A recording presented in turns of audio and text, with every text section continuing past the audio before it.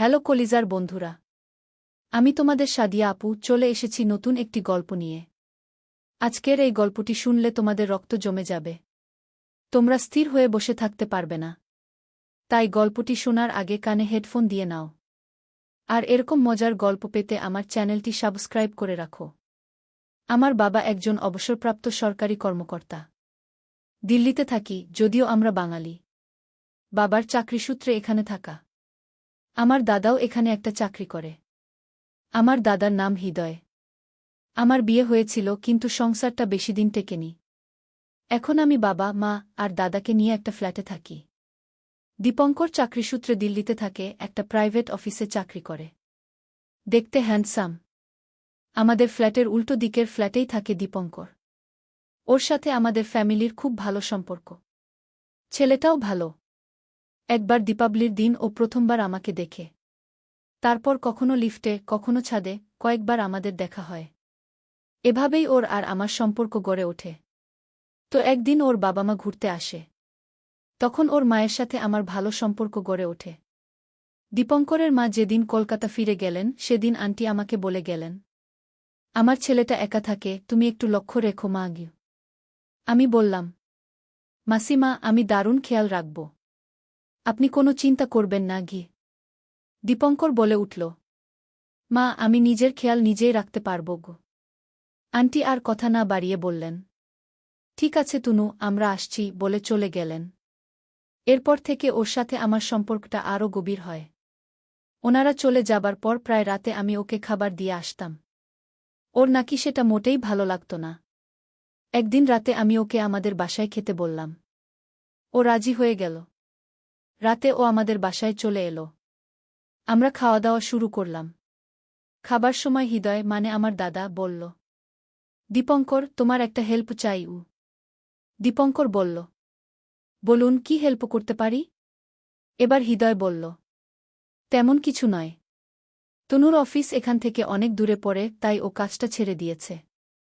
আশেপাশে কোনো অফিসে যদি তোমার জানাশোনা থাকে তো তনুকে কাজে লাগিয়ে দিও। তাহলে ওর অনেক উপকার হবে গি। দীপঙ্কর বলল, ঠিক আছে, দেখি। আমার জানাশোনা কোনো অফিসে যদি জব থাকে তো বলবো। তারপর আমার দিকে তাকিয়ে বলল, দিদি, আপনার বায়োডাটা আমাকে হোয়াটসঅ্যাপ করে দেবেন? আমি বললাম, ঠিক আছে দীপঙ্কর, আমি কাল তোমাকে পাঠিয়ে দেবগু। দিন 5 পর ওর অফিসেই একটা জায়গা খালি হল।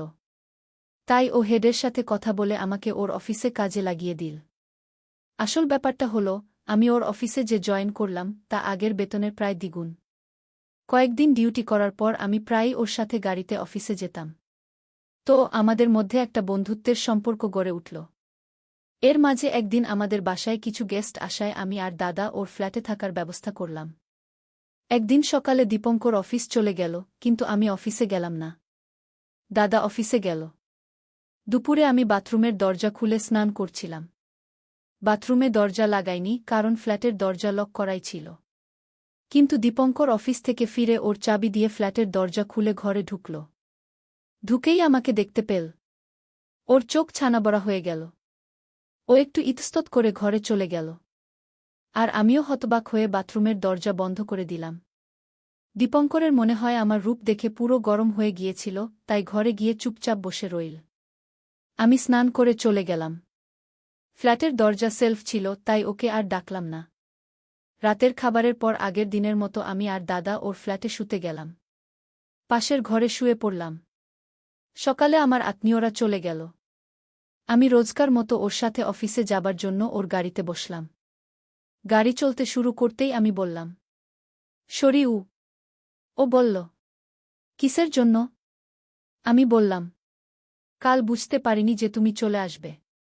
কাজের চাপে ভুলে বাথরুমের দরজায় লাগাইনি গি। ঠিক আছে দিদি, এটা কোনো বড় কথা না।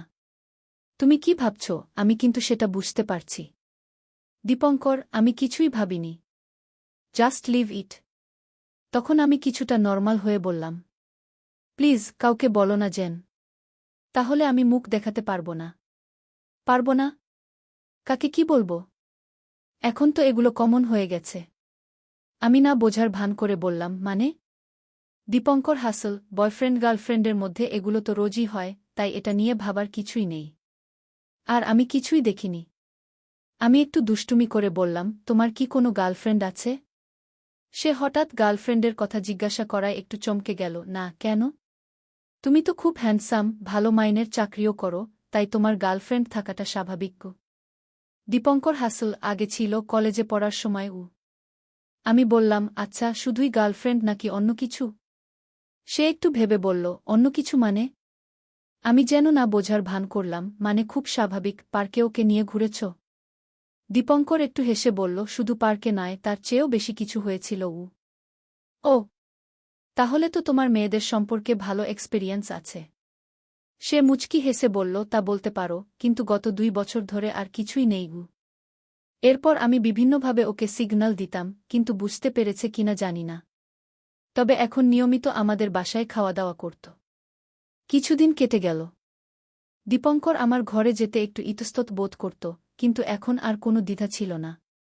একদিন রাত 1:00টার দিকে আমি ওকে ফোন করলাম, কি হলো? খাবে? এসো, রাত তো অনেক হয়েছে গি। ও বলল, তুমি রেডি করো, আমি 5 মিনিটে আসছি গো। কিছুক্ষণ পর ও ফ্রেশ হয়ে একটা ট্রাউজার আর টি শার্ট পরে আমাদের ফ্ল্যাটে চলে এলো। দরজা খোলাই ছিল, তাই সোজা ঢুকে গেল। আমি তখন ডাইনিং টেবিলে খাবার সাজাচ্ছিলাম। আমার পরনে ছিল টাইট ক্যাপ্রি আর টি শার্ট, যা এতটাই টাইট ছিল যে সবকিছু স্পষ্ট বোঝা যাচ্ছিল। আমাকে এই অবস্থায় দেখে ও কিছুটা নির্বাক হয়ে গেল। চোখ ফেরাতে পারছিল না। আমি ওর দৃষ্টি বুঝতে পারছিলাম, কিন্তু চুপচাপ থাকলাম। আমার আওয়াজে ওর হুঁশ ফিরল। ও টেবিলে বসল, কিন্তু খাচ্ছিল না। আমি বললাম, আর ফর্মালিটি করতে হবে না, নাও এবার খাও। তুমি খাবে না?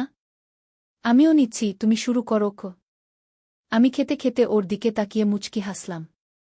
ও জিজ্ঞাসা করল, এভাবে হাসছ কেন? সে কিছু না, তুমি খাও। তুমি বলো, কেন হাসছ? আমি একটু দুষ্টুমি করে বললাম, একটা কথা বলবো, তুমি রাগ করবে না তো? বলো। তোমার ওটা এত গরম হয়ে গেছে কেন? ও সব কিছু বুঝেও না বোঝার ভান করে বলল, কোনটা? আমি একটু রেগে গিয়ে বললাম, ওহ, মানে করো না তো।